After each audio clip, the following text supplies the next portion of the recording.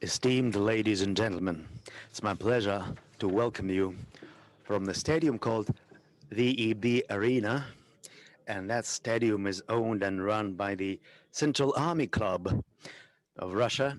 So we have decided that we use this as the venue for today's meeting, which seems to be rather unusual, but at the times when we almost do not travel and we do not see each other in person, we don't meet very often in person. So our main formats of communications today are video communications.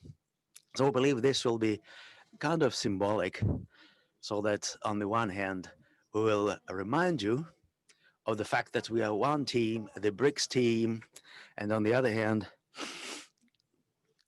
we are targeting getting a victory, winning the whole thing, which is right, the purpose in. Dear Mr. Troijo, Mr. Veymin, Mr. Montezano, Mr. Goranguana, and Mr. Roskinia, we all have been living through a very complicating and challenging year, but we still hope that despite all these difficulties within the framework of this interbank cooperation, we have managed to achieve certain results. I would also like to congratulate us all with the fact that we are celebrating 10 years of our interbank cooperation within the BRICS structures. And at this time, together with the business forum of the BRICS, we're all trying to help the member states of the five to develop investment and business cooperation. And I'm sure that even in the future, our joint operation will be effective and serve the purpose of strengthening the economies of the BRICS. Our today's meeting is in the video mode, and this is still not the most important change that we're witnessing this year. Global economy is witnessing a significant decline because of a lockdown and other associated measures. The development of supply chains, the offers have dropped, the personal incomes have dropped, the economies of the member states, which account for 30% of the world territory and 43% of the global population, have responded in different ways to the challenges of the pandemic. South Africa and India, the annual GDP drop is forecasted at 8 to 9%.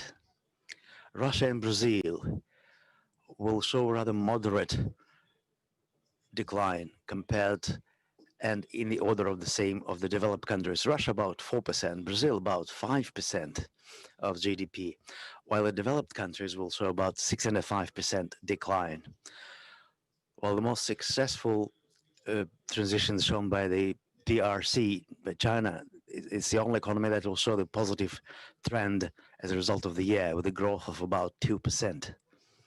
And because of that, in 2020, the general decline of the BRICS countries will not exceed 2% total. So the economic crisis faced by all the economies have shown a critical role of national and multilateral development banks in meeting the challenges of overcoming the pandemic results. The new program adopted by the Development Bank, amounting to 10 billion US dollars, is yet another proof of that. Another problem is sustainable development of the sustainable growth of so-called global debt. The total debt of the corporate and private borrowers and the households have achieved a level of which they have coined a term for it, the fourth debt wave. So our objective is to track those trends and to take the response measures on time. And one of the measures of that kind is active application of national currencies. In this, definitely the situation in national economies could be much more grave if the national governments have not taken anti-crisis measures timely. We as development banks have played our role and made our contribution. All of our organizations have their own experiences in facing the pandemic results and countering that. Let me tell you the steps taken by the VEB, Web of Russia.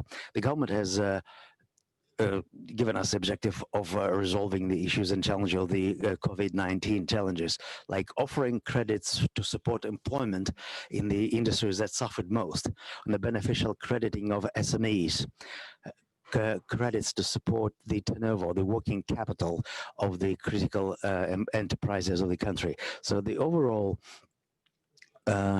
obligations undertaken by the Web Bank with entrepreneurs with a zero or negative interest rate, about half a trillion rubles. In SMEs, that's about 5 million people have retained their jobs, while their families have retained their standards of life. So the main objective of the VAB Bank is to implement the projects of the National Development Goals with a complex effect on the economy, society, cities, the environment. So in the COVID pandemic times, WEB has never suspended any financing project. And among those projects are gas processing in Leningradskaya region, St. Petersburg region, Russian Far East, building new tanker ships at the Zvezda shipbuilding enterprise, and then also producing power from communal refuse in Russian region and Tatarstan, new motorways. All that contributes to the development of Russian economy, even in today's complicated conditions. So for us, one of the objectives is a complex development of the cities, which account for 75% of the Russian population. So we're investing not only in the modern enterprises, but also the standards of lives of families. That is modern buses, electric trains, railway cars, new schools, highways, social and medical centers, hotels, hostels, new recreational areas, updating and upgrading the cities in the place of older, decrepit industrial districts. Our countries will overcome the crisis next year, we're sure of that, but using different tempos. It will depend on the size of the government debt and the deficiencies of the budgets, and that will define the capabilities of the countries to implement the anti-crisis measures. According to the Web Institution estimates, the total growth of the BRICS countries in 2021 will amount to about 6 to 7% total, and that will be the main contribution to the restoration of the world economy as a whole. So 5 national development banks of the member states and the NDB, New Development Bank, will define the quality of this restoration process. So resolving this objective it was one of the main objectives of the Russian chairmanship within the interbank cooperation of the BRICS member states. Let me dwell on some directions of mutual interest within that. First is the green financing projects. The BRICS countries account for the main area of exhausts and greenhouse effects, so that every of the nations is facing higher efficiency challenges, clean potable water, switch over to clean power production, sustainable growth, then climate change. So to achieve those objectives, each of the member states have developed its own green finance mechanisms. In 2020, the VEB of Russia have started the preparation of the national standard of green financing within Russia. We approved the methodological recommendations in green financing and the main guidelines to implement the green projects in Russia.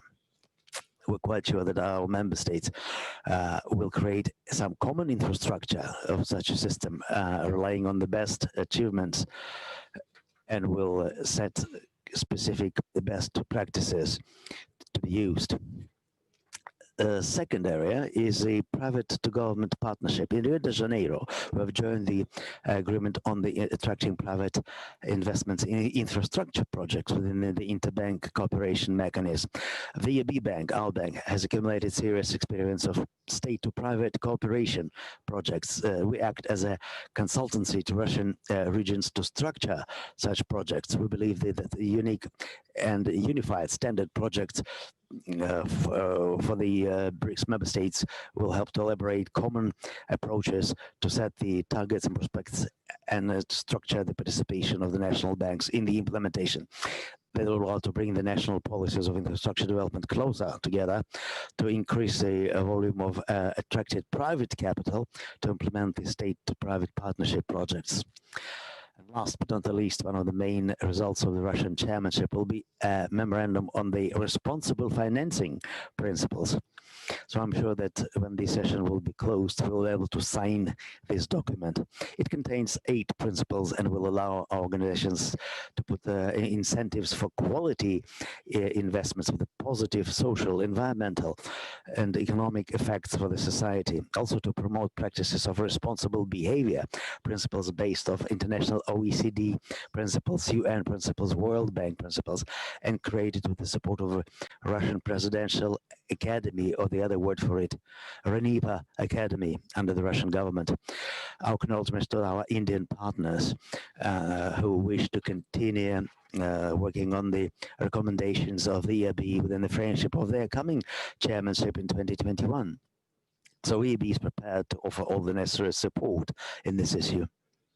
So dear colleagues, despite the 2020 being a year of serious challenges, trials and tests, we have managed to implement the goals that we have set forward. So I believe our cooperation within the mechanism of the interbank cooperation was a success. And I'm sure that the next year under the Indian chairmanship, we will achieve even more results, serious results. Now, let me, covering the issues that I've touched, to let my representatives of the VIB Bank to inform you so that the other representatives will also have a chance to speak. So the issue of responsible green financing, I'm asking Mr. Miroshnichenko, and he's the head of this methodological effort in Russia, within Russian Federation. So the floor is yours. Ladies and gentlemen, thank you very much for an honor to speak to you today. In spring, in one of our BRICS and SHOS meetings, we have introduced our project on creating a national framework for green finance. The purpose of this undertaking is to create a joint understanding of what the green finance is. One of the reasons why we decided to develop a national taxonomy is to make a basis for state support for green projects. To illustrate our serious attitude towards environment issues, we should say that we have decreased the emissions of CO2 by 27% over the last 30 years. Right now, all initiatives related to ecology and green projects are merged in Russia in a big national project ecology with a significant budget. And thus, we have to develop a national standard which would help to determine what is green and deserves appropriate state support, and what should be developed as solely commercial enterprise. Obviously, we have relied significantly on existing experience of other countries, including the Chinese taxonomy, that we estimate as a very good and strong document, which we hope we managed to look like. We would be happy to present our taxonomy and drafts of our standard. Those have been approved in VEB, and those have already been used to issue one green bond issue of Russian Railways, which was certified to be green according to international ICM taxonomy and according to VEB taxonomy. So we will be happy to introduce the result of our work, the taxonomy, for review and discussion of international experts and of BRICS and SHOS experts. And we would be very happy to receive feedbacks. We will be happy to make joint projects, and we will be happy to see international experts in our expert council on green finance in VEB. Thank you very much.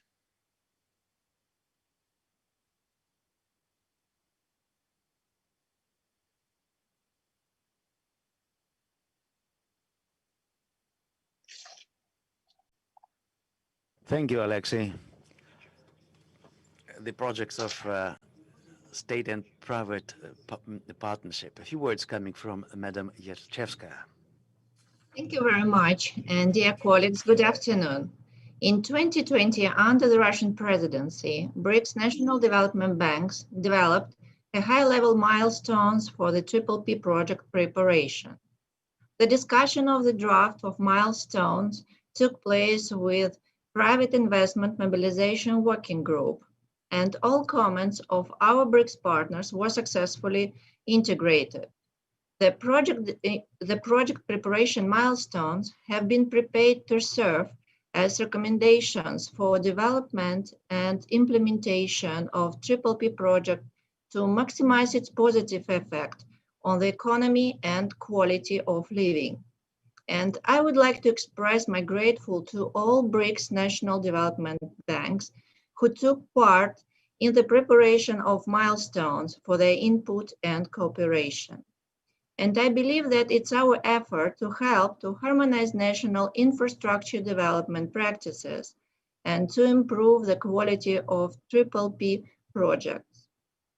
Also, I would like to give you a perception about the progress what was made under the Russian presidency on finance track with finance ministers with support of WebRF. This year, we have worked and started a work dedicated to the development of an integrated digital platform to encourage infrastructure investments in the BRICS countries. And this work will allow us to collect different data, including infrastructure investment proposals, available public supportive measures, and regulatory environment in the BRICS countries. And working together this year in this agenda, we have achieved a significant progress. First, the roadmap for the development of an integrated digital platform was elaborated and after approved by finance deputies. The second, based on the country's feedback, the technical report named the digital platforms to encourage infrastructure investments in the BRICS countries was prepared and also approved by finance deputies. Then the draft BRICS data exchange standard was circulated and reviewed all BRICS countries. And further, the concept note of the development of an integrated digital platform was drafted and presented at the second Triple-P BRICS Task Force meeting. All these deliverables have already gone through several of rounds of negotiations and have been updated based on the country's feedback. Last Monday, on 9th November, all these results were endorsed by finance ministers of BRICS. And it's very important to start and carry out of the development of integrated digital platform in close cooperation with a new development bank. In 2021, the digital solution is to be developed and put into test operation. The prospect digital platform is to consist several functional modules, which would operate it based on the approved digital exchange data standard, including base of project initiatives, investment passport of countries and analytics, partner base, and news module. It is supposed that the platform target audience should be as broad as possible and should include institutional investors, infrastructure companies, multilateral and national development banks, and other stakeholders. In conclusion, we believe that the development of an integrated digital platform will allow us to fulfill several crucial goals, which are to facilitate well-informed investment digital decision-making, mobilize private infrastructure investments, and ensure automatic and regular exchange of data. Thank you very much for your attention, and I'm passing the floor back to Igor Shuvalov.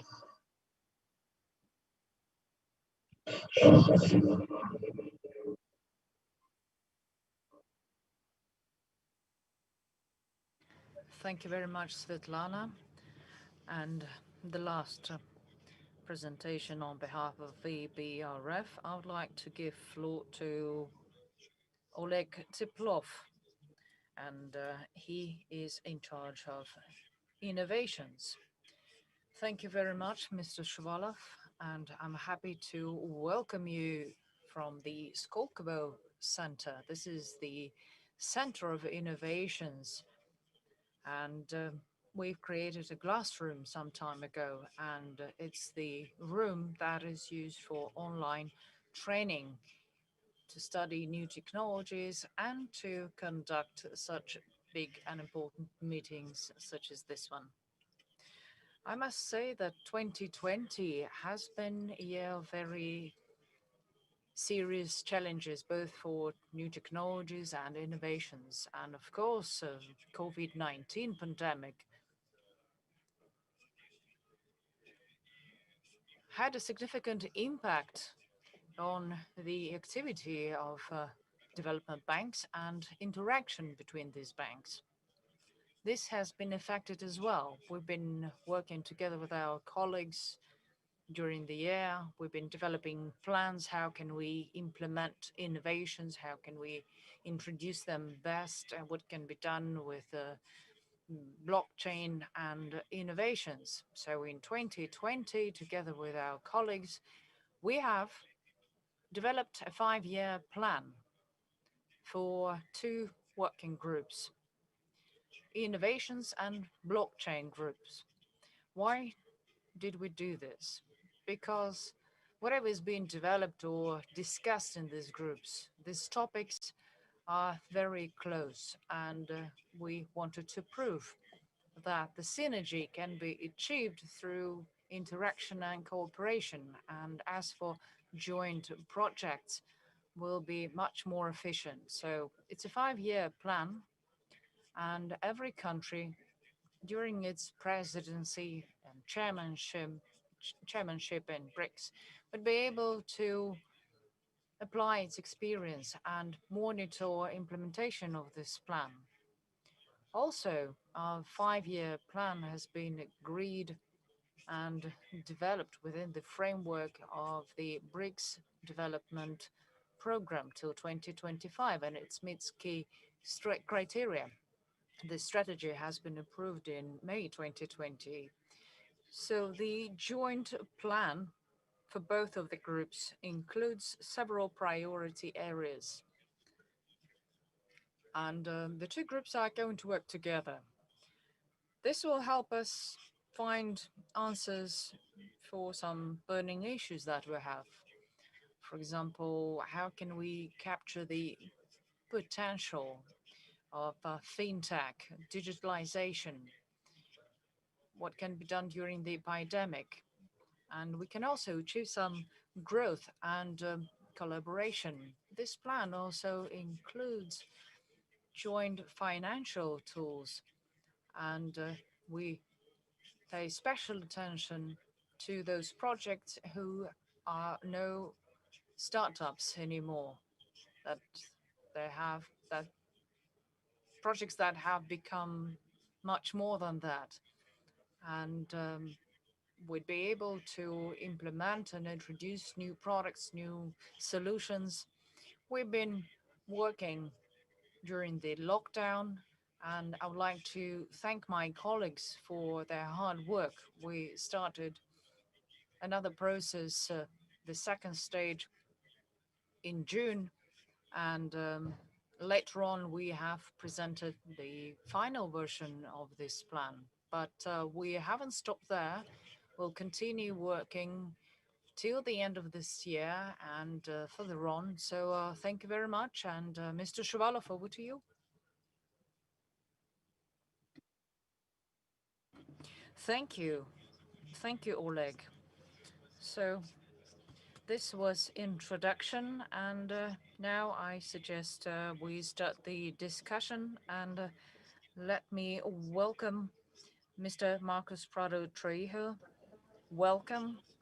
I know that it has been very difficult for you. You had to chair the whole organization. So I'm sure that all development banks are very much interested in an accelerated development and would be happy to work together with you on new projects. So the floor is yours, please.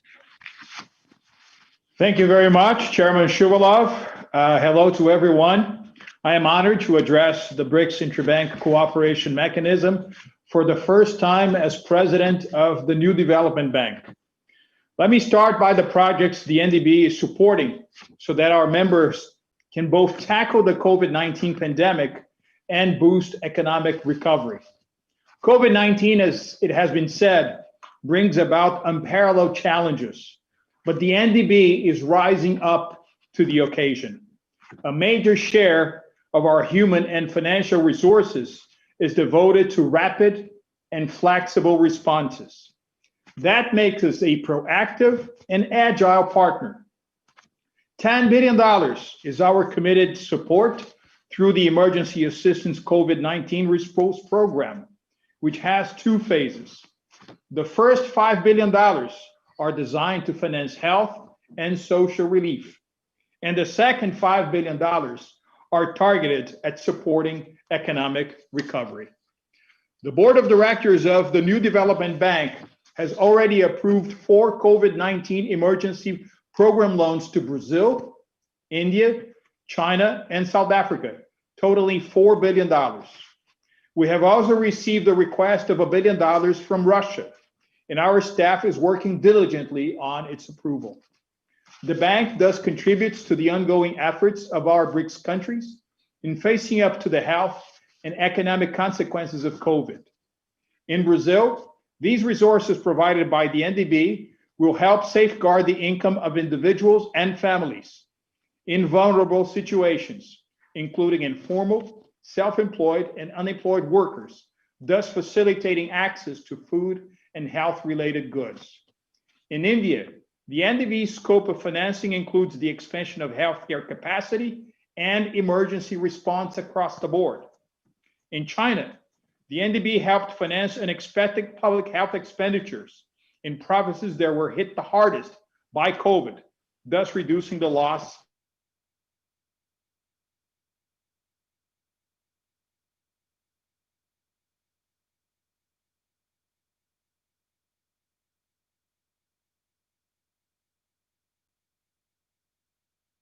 For the second phase, the NDB is working at full speed on supporting economic recovery. And the scope of that program includes enhanced credit access to small and medium-sized companies, rural infrastructure to facilitate economic activity and job creation, the restoration of production capacity in key sectors adversely affected by the pandemic, and boosting early economic recovery by financing key infrastructure projects. When it comes to fundraising, the NDB is also making substantial progress. We have successfully tapped international markets to issue our inaugural US dollar bond of $1.5 billion in June and another $2 billion in September. These bonds are funding the emergency assistance response. Efforts to support our members in the challenges posed by COVID take place as the NDB counts 5 years since its foundation. And this has been a time of remarkable achievements. We're talking, after all, about 65 projects. The NDB loan book now stands at $21 billion. And by the end of this year, we expect approvals to reach $26 billion. We are supporting key infrastructure projects. We are addressing our country's core development needs. We are contributing to the achievement of the Sustainable Development Goals: transportation, urban development, sanitation, energy, social infrastructure are all areas within our scope. Now, let me tell you about our vision going forward. We have 5 top priorities for the next 5 years. 1, we want to position the new development bank as the premier multilateral development institution for emerging economies. And we will play a leading role in the conversation of what development policymaking means in the 21st century. The NDB will be all the more successful in that endeavor if it can count on the experience and expertise of national development banks. That is why we look forward to enhancing our collaboration as our activities expand and diversify. 2, we will make progress in membership expansion. This will be done in a gradual and responsible way so as to allow for the increased outreach of the bank. 3, we will enhance the complexity and outreach of our operations, as the very concept of infrastructure is in constant evolution, and it now encompasses both traditional challenges and those that are presented by the fourth industrial revolution. That is why we welcome the initiative of a digital platform to encourage infrastructure investment, which has been discussed during the last meeting of the BRICS finance ministers and central bank governors. Crowding in infrastructure investment is an essential objective in today's world, and a digital platform can definitely help us attain that goal. We are enthusiastic about the platform and committed to reviewing how best the NDB can support its development and implementation.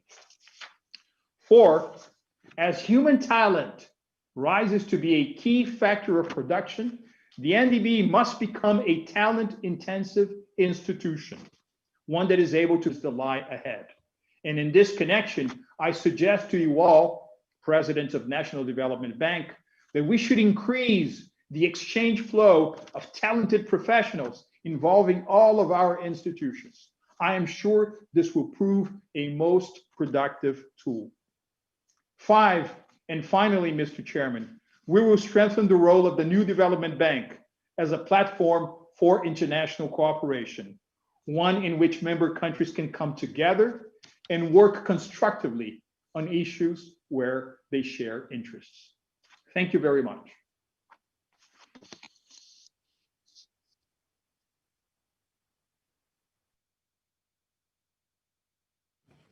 Thank you very much, Marcus.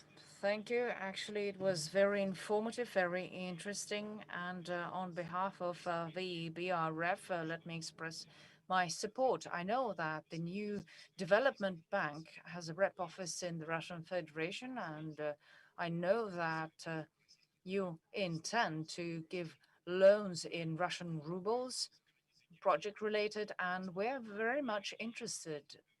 And despite the pandemic, I really hope that we'd be able to continue our cooperation and fund projects. Once again, let me express my gratitude for sharing this information, and welcome to the Russian Federation anytime. Thank you. So, dear colleagues, I would now like to give floor to our next speaker, to Mr.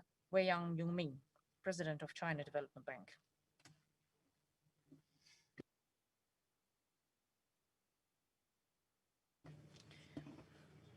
Chairman Shuvalov, dear colleagues, good afternoon. I'm really happy to take part in this video conference, and on behalf of the Chinese Development Bank, I would like to express my gratitude to the chairman of the BRF and to all the participants. For 10 years, we've been working together. This mechanism proved to be very successful. This year has been a special one. We've been faced with a pandemic, and this pandemic has hit hard all of our countries. As for trade and economy are in decline. People are faced with a lot of challenges. But I think that we need to join forces and face these challenges. We need to win this war. And as for our bank, is playing a great role in the first three quarters. We have ensured stable growth, and Mr. Shuvalov has already mentioned that. And analysts say that we have successfully implemented a number of measures and provided guarantees to a lot of companies. We have improved financial services. We have improved acquisition and procurement of PPEs and other necessary commodities, and we supported those companies and organizations who were in need of it most. And we've ensured most favorable climate. And our bank was one of the first ones who started supporting Chinese companies. We have two lines for special loans to help our companies overcome difficult times. We have provided 450 billion Chinese yuans, and beneficiaries amounted to over 1,000 of companies. We allowed companies to extend loans, reduce interest rates, and we supported small and medium enterprises. We supported different industries. We've arranged special conditions for certain industries and companies, and this has helped us to support the first line of defense, organizations and companies working in Hubei province. And those provinces who were hit hardest were supported by us. We provided PPEs and we provided all the necessary goods to those provinces and regions who needed them the most. And I would like to express my gratitude to those partners who supported and helped us in those difficult times. So this pandemic has taught us that man and nature are very close. And presently, we are talking about green and sustainable development. That is why we need to change, we need to adjust, we need to transform and find answers to most burning issues. And quite recently, there was a government meeting that has discussed the plan for the next 5 years. That includes green development. And our bank is the first one to work with green development. For 4 quarters of this year, we've been working hard and we've issued green bonds for the amount of 45 billion Chinese yuans. And we have issued credits for 2.3 trillion of Chinese yuans. So we are almost number one in China. We have methods and model for green development. And over the recent years, we know that there's been a plan to develop tools for green development, and we have developed recommendations, and those recommendations have been discussed widely. And I think this is a good starting point for joint cooperation. We also have several proposals. Proposal number one, of course, we need to continue working on green development, and we need to have consensus on that because our banks represent our countries, and this is the main financial driving force that helps our governments implement our goals. And we need to continue developing green technologies, and we need to work closer with governments and surveillance bodies in order to improve the structure of green development, improve the environment for further development. And we need to make our development healthier. Point number two, we also need to look at preferences and benefits. We need to support green development. Our bank considers this to be one of its priorities. We are taking into account social support. That is one of the most important items on our agenda. We also need to improve the financial service. We need to improve quality, introduce new methods and models. And judging from what we see in our country and in other countries, looking at different industries and areas, we need to look for new areas where we can improve what we have. And we need to look for new markets. We need to support green environmental development. We need to support our governments. Next item, next proposal. We've been developing different tools and we've accumulated substantial experience. Looking into the future, we need to be practical. We need to think what models, tools we have, how can we complement each other, and how can we work together closer. This pandemic, despite all the facts, will not suspend our movement ahead. So our BRICS member states will continue to deepen even further and to perfect the mechanisms of interbank cooperation. So today, being on threshold of the second decade of our cooperation, we might join forces, go hand in hand, and to strike back to the pandemic and to achieve faster and qualitative restoration of the economy and thus make the foundations for the nice future of our BRICS member states.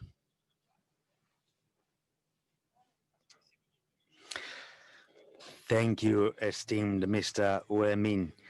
Oh, Jan, green financing for all of us and for the NDB and the national banks is today probably a topic which is in high demand, and we will carefully study your experience and the experiences of other members, and as a whole, we value very much the relationships that we have established, and that includes the National Bank of China. Now, let me offer the floor to the president of the Brazilian Development Bank, Mr. Gustavo Montezano, on the principles of developing the state and private partnership projects within the economies. We have joined this document that have been originally developed in Brazil, and it is called the uh, Rio de Janeiro Protocol. Please, you're welcome. Thank you very much, Mr. Chairman. Under your name, I'd like to send my sincere regards to all members of this meeting. It's a pleasure to be meeting again with all the BRIC members. Although virtually, we're keeping our team together, and that's the most important message under this meeting. And again, I hope we can meet in person next year. I would like to make a speech here, Mr. Chairman, into three topics. I would like to comment first BNDES actions during the COVID crisis. I would like to speak then about our BRICS cooperation, how relevant is this, and some topics that I would like to highlight. And finally, I would like to speak about the new infrastructure, the future infrastructure. Starting with the actions that BNDES took during the crisis, as was mentioned here by the Chinese and Russian banks, we took, I would say, a similar action. We were a critical agent for the Brazilian government to succeed economically into the crisis. We mobilized roughly $24 billion between companies and states, municipalities and regional states in Brazil. Our main priority were the SMEs, micro, small, and medium enterprises. We supported more than 260,000 companies, which holds indirectly roughly 8 million jobs. During this crisis, during these last 6 months, we had a very innovative and creating new products, launching new initiatives. And we are quite sure that these initiatives, those new products, somehow they will stay in Brazil. So the war, the crisis also brings creation, brings new technology, brings innovation. We also help states and municipalities in Brazil with postponing our loans with those entities over roughly $1 billion. And we also support our healthcare systems and with 3,000 hospital beds and 4 million COVID diagnosis tests, and also medical equipments to support our heroes, our doctors, and our nurses that were really the heroes under this war. Overall, we think that BNDES, all the public banks, the Brazilian government, we did a nice and very useful job for our population during this crisis. Those are not happy times, although we were able to mitigate the damage. And again, proving the relevance and the need of being agile, of being speed, and to innovate as a public entity. Moving to my second point about the relevance of the BRICS cooperation. And again, I will reinforce the needs of innovation. The world's changing.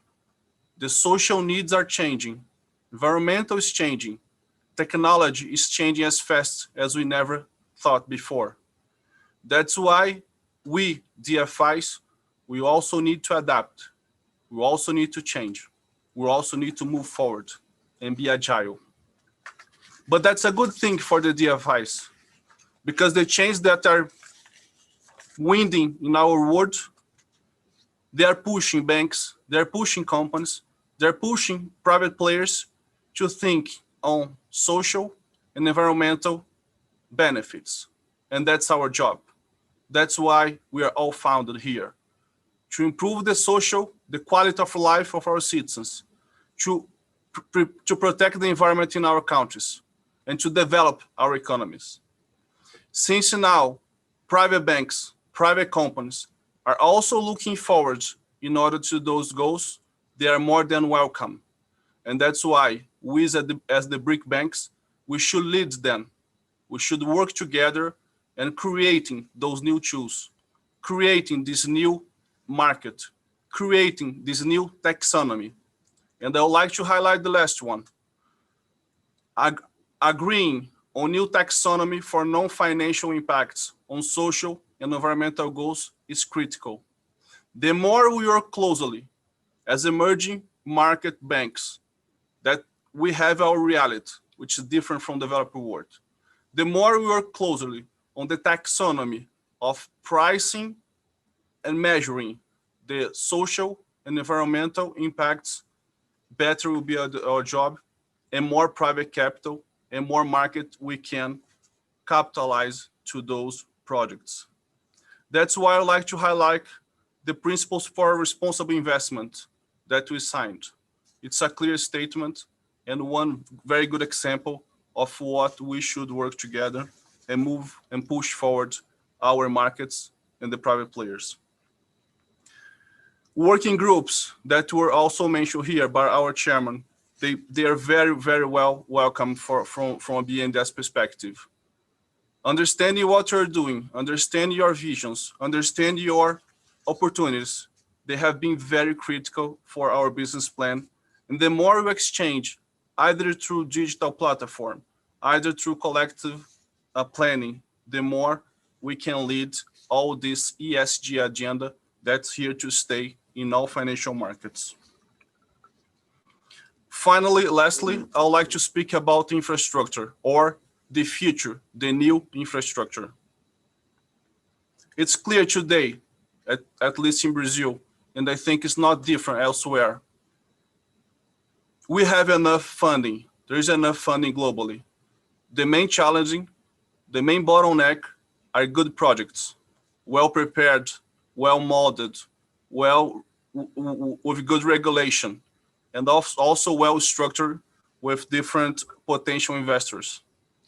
That's why we cooperating in order to establish the best quality of planning, the best methods, and prepare good projects under all ESG conditions. And the best practice will make our countries grow with infrastructure and investments. Since last year, for the last 18 months, we have put in place a Brazilian investment bank for the state. We provide service to ministers and regional states in Brazil, preparing projects and helping our clients, the Brazilian government, to find assets, to find opportunities, and to prepare and bring those opportunities to the market. for the last 18 months, we're able to put up a pipeline of roughly 80 projects. And we think that up to the end of the year, this will move north of 100 projects. We're speaking of roughly 200 billion reais, or $37 billion of capex embedded on those projects, between ports, roads, privatizations, water and sanitations, power companies, forests and parks, all kinds of natures and sectors that you can imagine.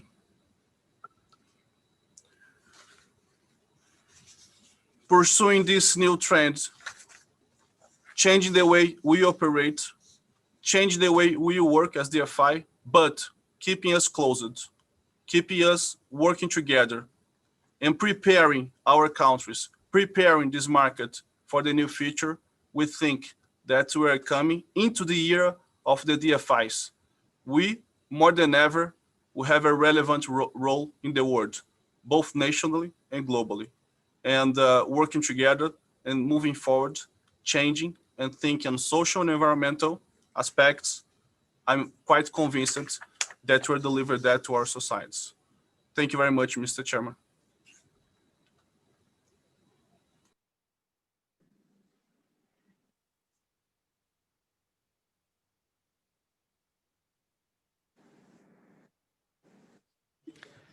Thank you, dear President. We are carefully following the developments in your agenda, how BNDES is developing their economic agenda, and our employees are responsible for developing strategies in line with your experts. They keep communicating and are following and tracking your KPI system evolution.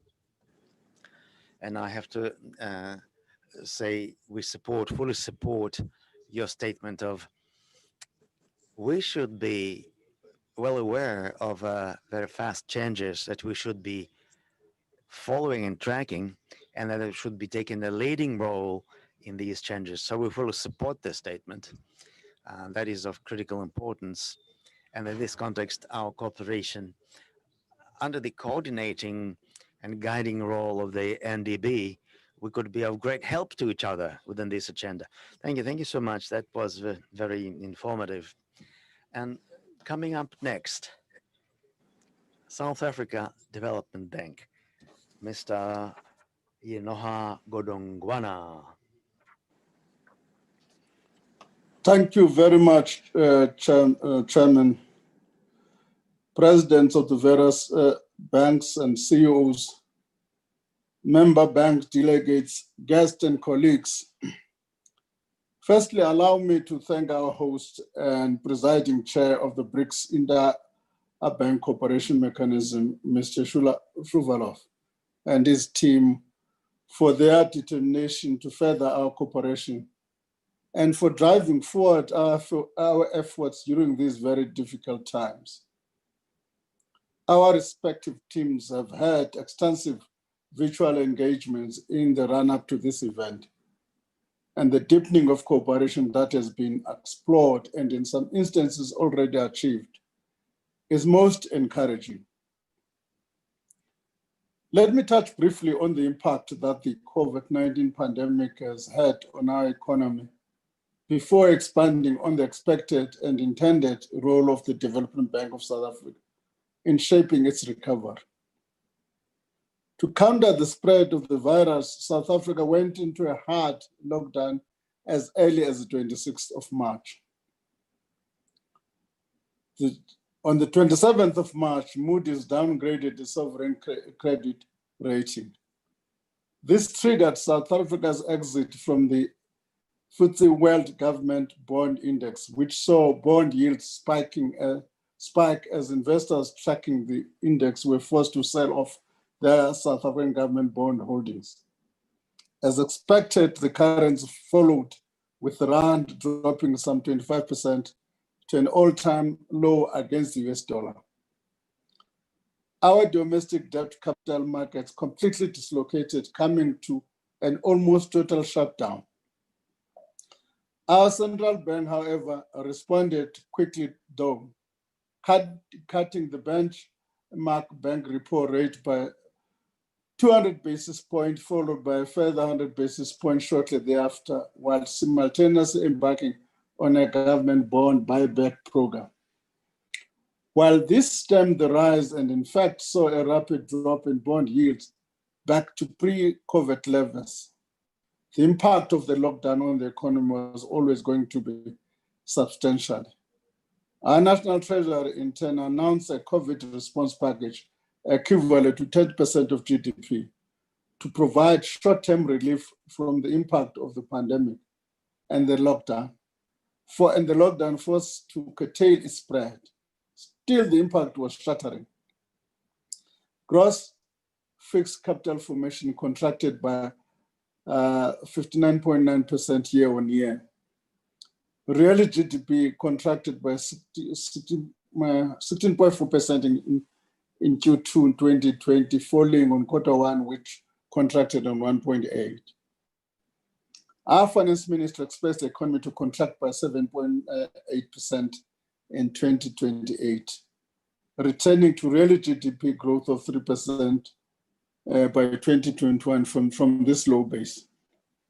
Even before this pandemic wreaked its havoc, accelerated infrastructure development had already formed one of the key pillars of our president's economic stimulus plan. Now, following the devastation sought by the COVID-19, it has been further elevated as the principal driver of our country's economic reconstruction and recovery plan.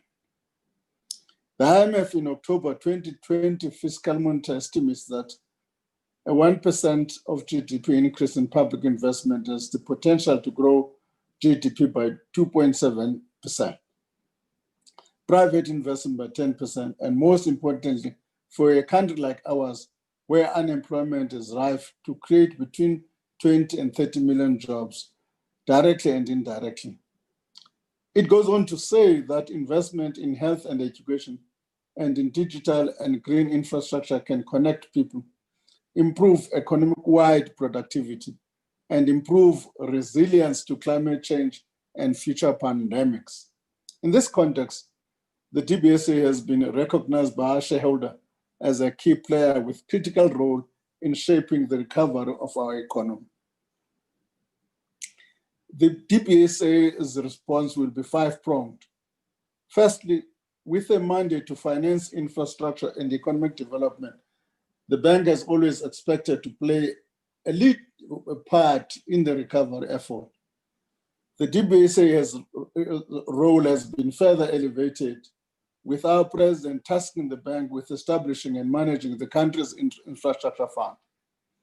This fund is being set up as a vehicle that will blend government funding with debt capital from the private sector, global DFIs, and other sources to drive and accelerate the development of critical economic and social infrastructure, with a target to unlock investment equivalent to close on 25% of GDP over the next 5 years.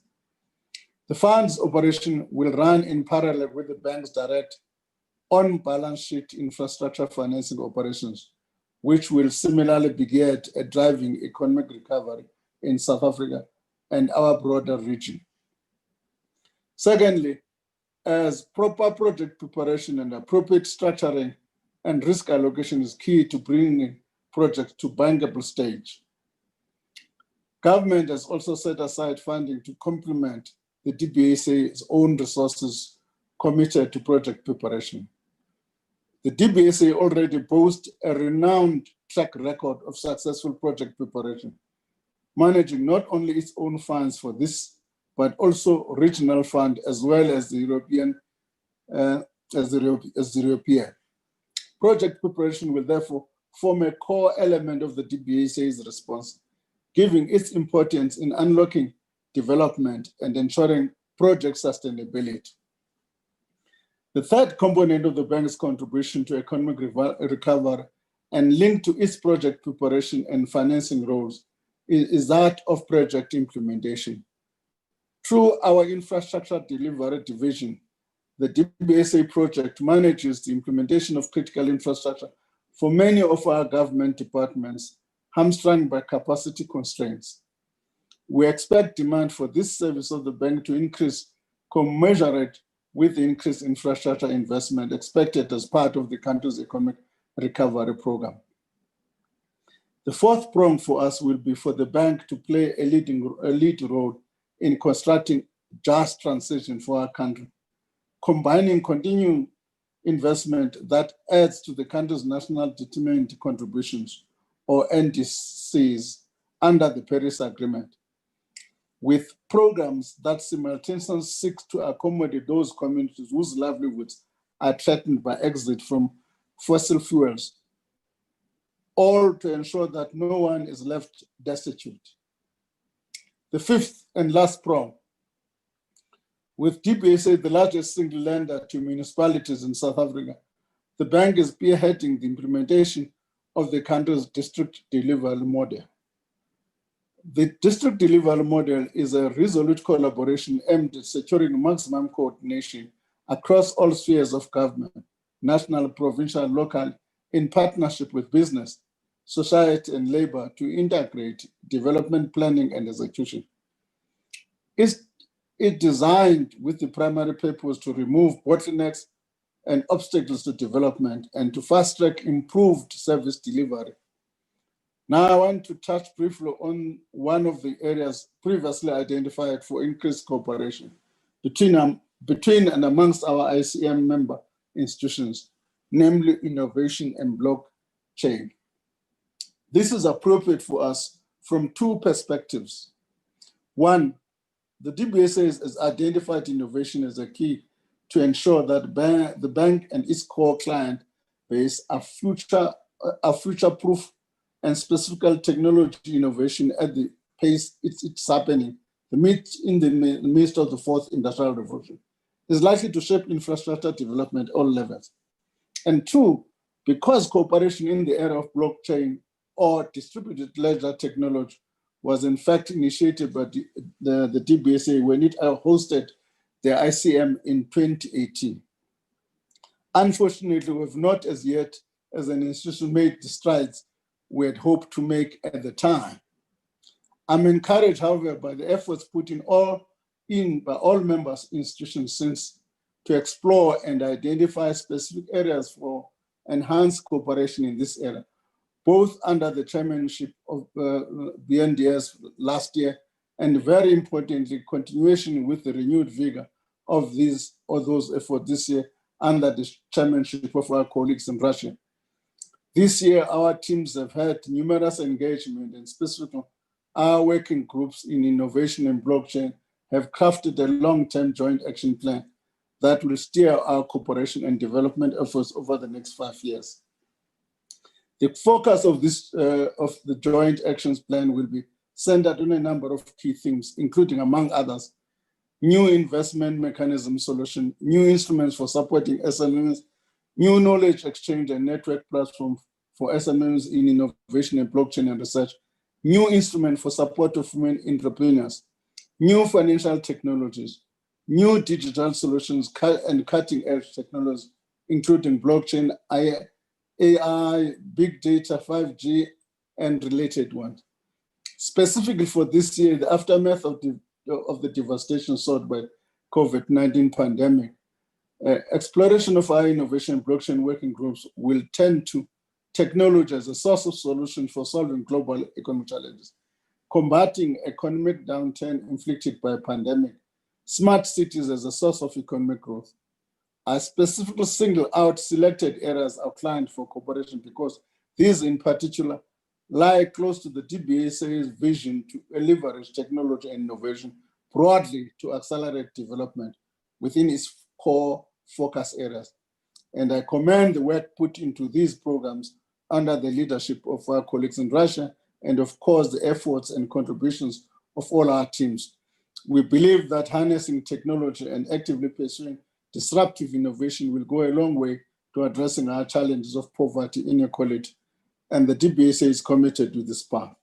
In this respect, we have, for example, established a product innovation unit at the bank and have set aside funds for high impact investment that leverage technology in enhancing service delivery, access to health and clean energy, food security, and the like.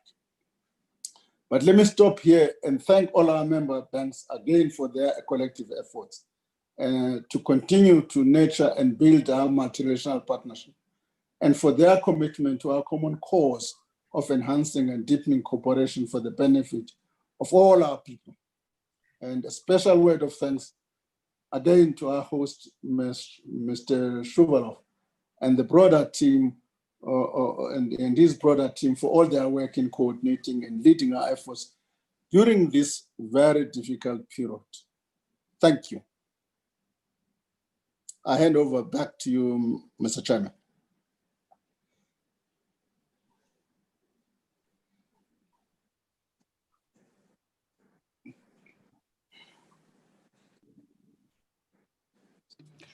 Thank you, Mr. Garangwano. That was very interesting. And once again, I see that even though we are located in different countries, we lead different new development banks. We might have slightly different agenda, but we still, all of us, we still care about small and medium enterprises. We're interested in innovations and transformation of our cities. Thank you very much for your presentation. And now I would like to give floor to our final speaker, Managing Director of Export-Import Bank of India, Mr. David Raskinia, and he is going to talk about ICM Bank, measures for economy post-crisis recovery. David, over to you. Thank you.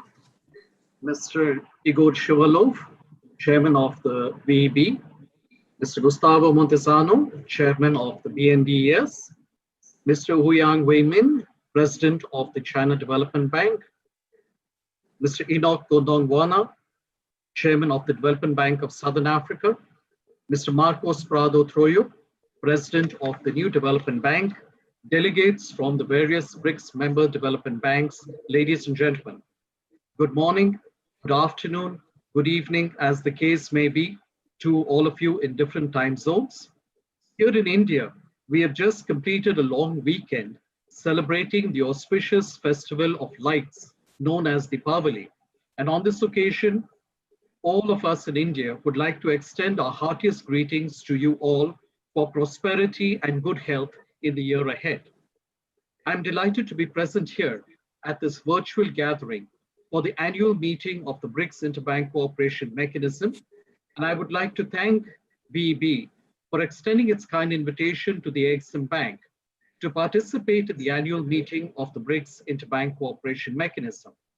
I would like to also compliment and thank our gracious hosts for the excellent efforts that they have taken to facilitate this meeting in spite of all the prevailing uncertainties and limitations that have been experienced.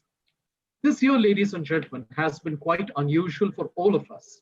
And the fact that we are all meeting virtually today, even as we approach the fag end of this year, is a testimony to the seriousness and gravity of the disruptions that almost all economies are witnessing. This is something that none of us would have anticipated as recently as maybe 8 months ago. The priorities, you would recall, had been set under Russia's presidency of the BRICS Forum in early 2020, including strengthening multilateral principles in global politics, developing cooperation in trade, economy, and finance, and of course, cooperation in the cultural and humanitarian spheres. My colleagues and I at India ICM Bank would be delighted to continue to support and contribute towards strengthening the BRICS cooperation in line with the thrust and focus of the Government of India.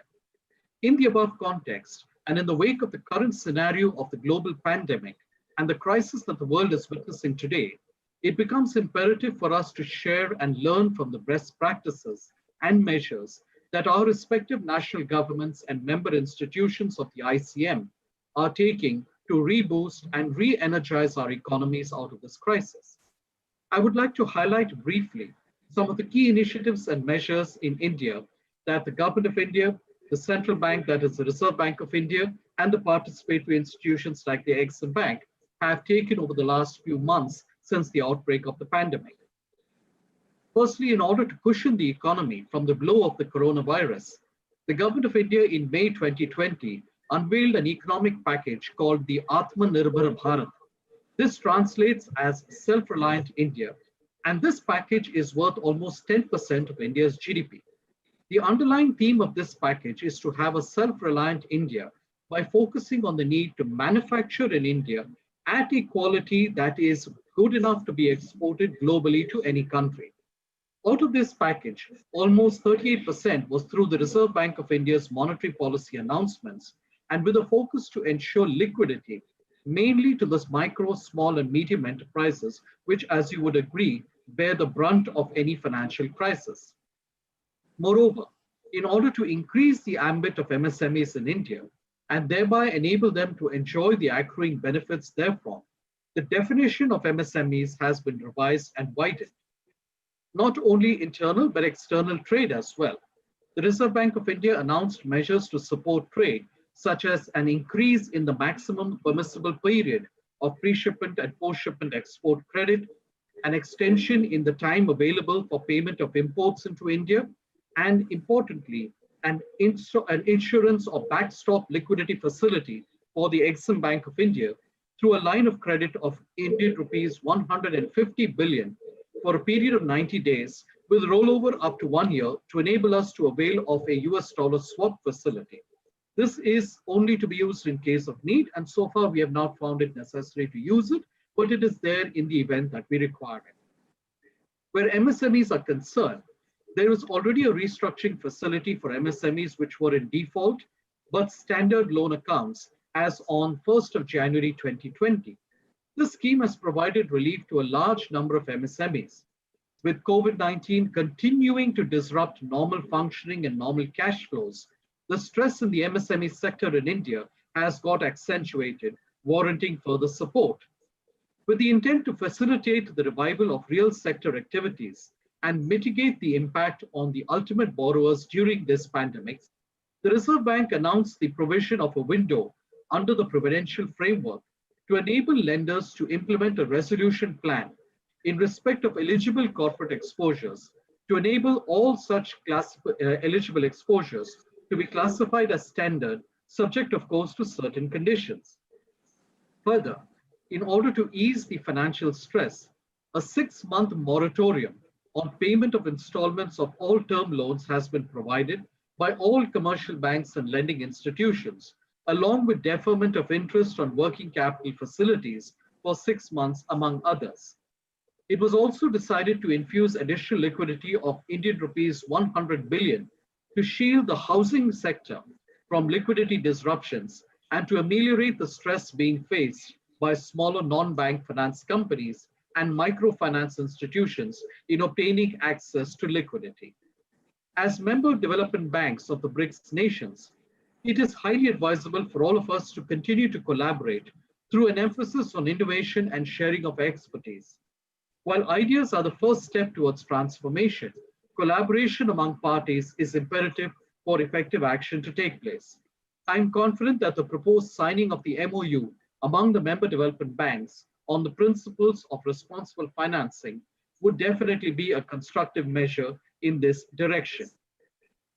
Coming to the second part of my address, as we all know, the BRICS development banks under this cooperation mechanism have constituted several working groups within the context of the broader framework of international collaboration.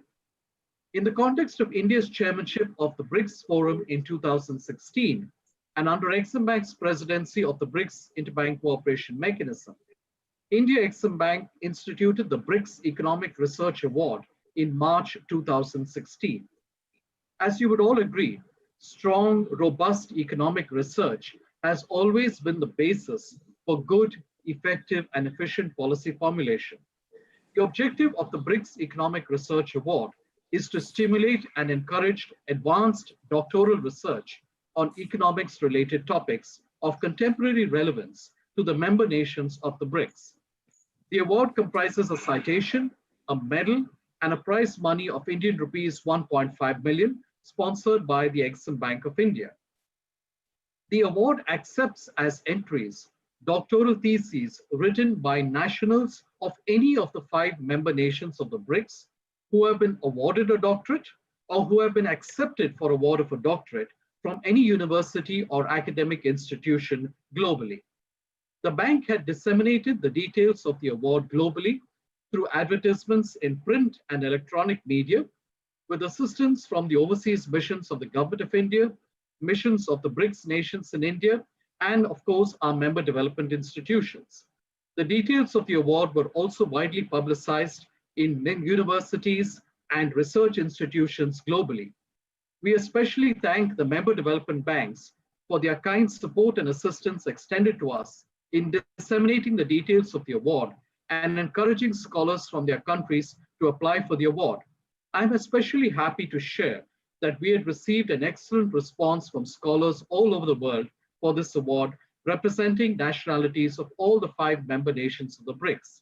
I am particularly grateful to Mr. Shuvalov and the VEB for very kindly and readily consenting to our request to include the felicitation of the award winner in this important event of the Financial Forum.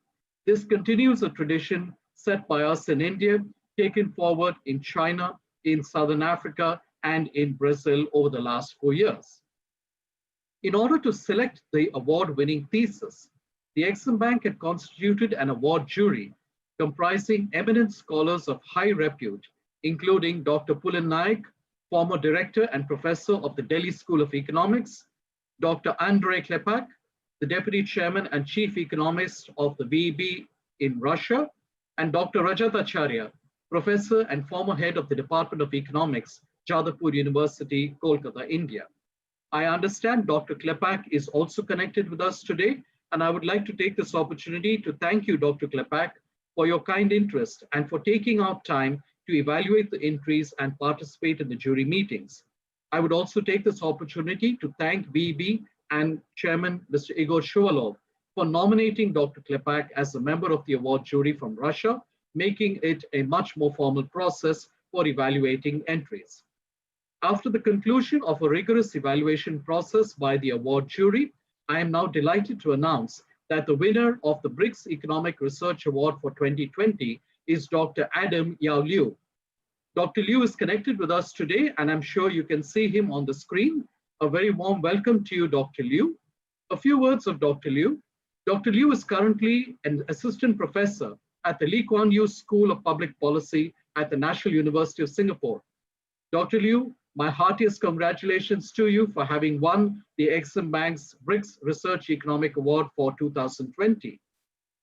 Dr. Liu received his doctoral degree in 2018 from the Stanford University, USA, for his doctoral dissertation on building markets within institutions, the political economy of banking development in China.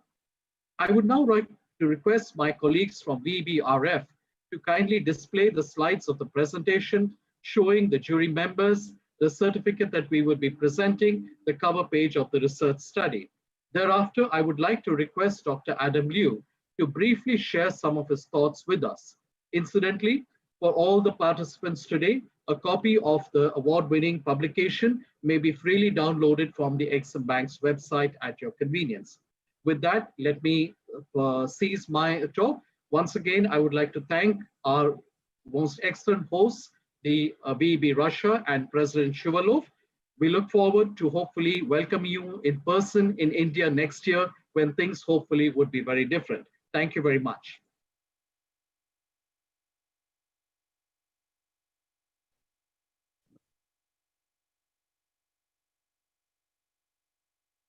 Thank you.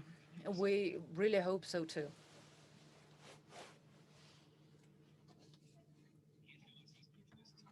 So,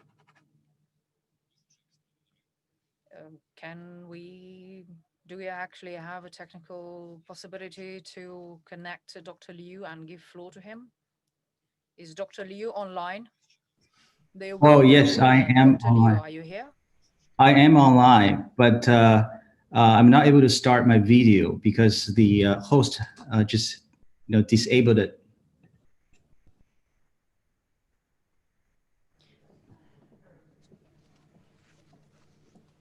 Okay, here we go. Okay, we can see you. Excellent, thank you. Great. Is it my turn now? Okay, thank you very much. That's very kind of you, David, for your kind words. And I want to start by thanking the VEBRF for giving me this opportunity to just say a few words about my work. And of course, I like to thank the Exim Bank of India and the entire award selection committee for choosing my dissertation as the winning entry this year. So my dissertation, in very general terms, studies how central local politics in China has been driving the transformation of the country's banking system during the reform era and the set of economic consequences of this transformation. As you all know, 40 years ago, China just had a few large state-owned banks, but now the number of commercial banks in the country has gone up from less than 10 to well over 2,000. This is a puzzling development because foreign and private entry to the system is still very much limited. Of course, the quick and dirty answer to this question is that a lot of these new financial institutions were initiated and organized by lower level governments in China. But that still begs the question, why did the central state allow for this? But I don't want to talk about the politics of this today because that's going to come out in my book later so that people will still be interested in buying and reading my book. What I do wish to highlight today is one particular methodological innovation that I made during the research process, which I think will be very much interesting and useful for scholars and policymakers alike who wish to study China's banking system as well as other countries' banking system. The biggest challenge for studying the Chinese banking system in a scientifically rigorous fashion is the lack of systematic, reliable, subnational data.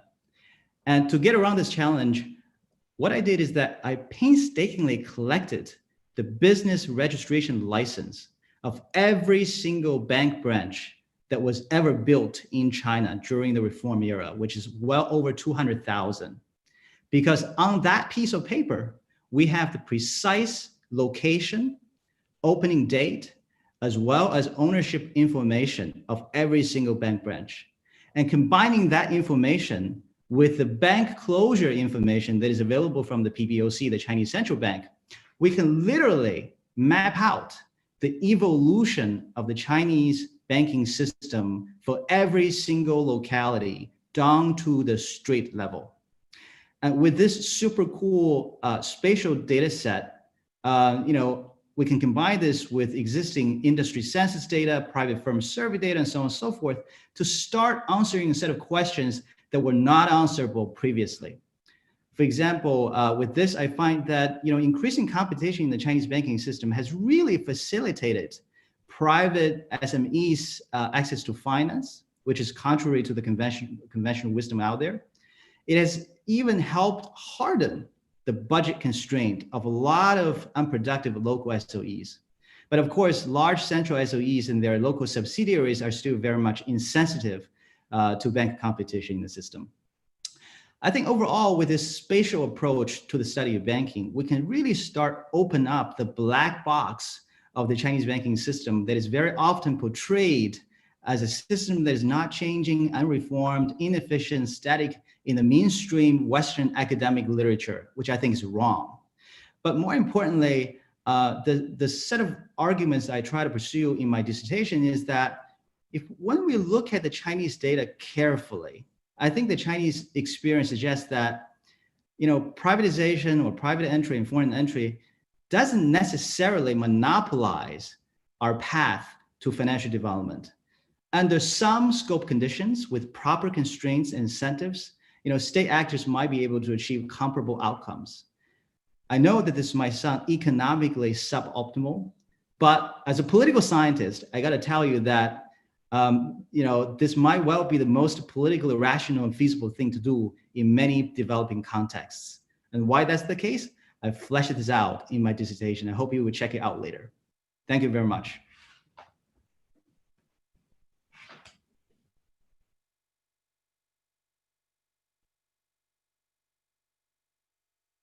Thank you, Mr. Liu. Thank you. We're looking forward to reading your book and dissertation, and I really hope it's very interesting, not only from the standpoint of the Chinese banking system development. Maybe there's something for us as well. So, dear colleagues, dear friends, even though we are working in an unusual format, but we still have to sign a memorandum of BRICS Development Finance Institutions Principles for Responsible Financing. So I suggest we get down to the signing procedure, to the signing ceremony.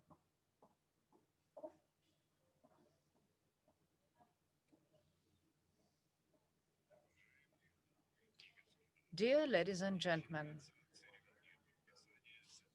the joint document signing ceremony is starting. We are signing the Memorandum of BRICS Development Finance Institutions Principles for Responsible Financing.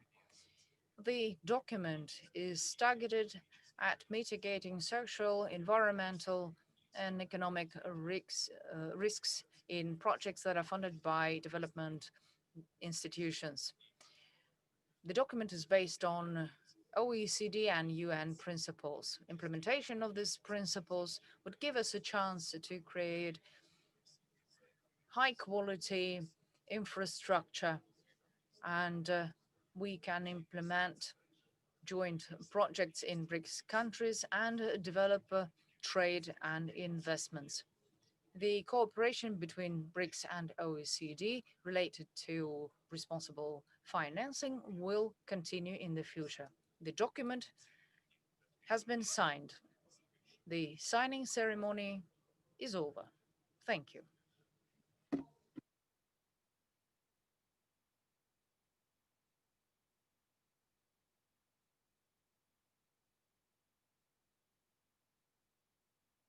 So, dear friends, dear colleagues, thank you very much. So, this is the end of our chairmanship, and we'll be happy to hand it over to our colleagues in India, and hopefully next year we'd be able to work on this and discuss many other issues. Last year, during the BRICS summit, I had a chance to be there when President Putin was in Brasilia, and we had a meeting with Gustavo, and the principles document with principles was signed. And unfortunately, tomorrow's summit will be in the online format. But I really hope that on behalf of our international interbanking cooperation mechanism, I will report the results of our today's meeting. So I wish you all the best. Stay healthy, and stay healthy. All the best to you and yours. So thank you very much, and see you soon. خلاص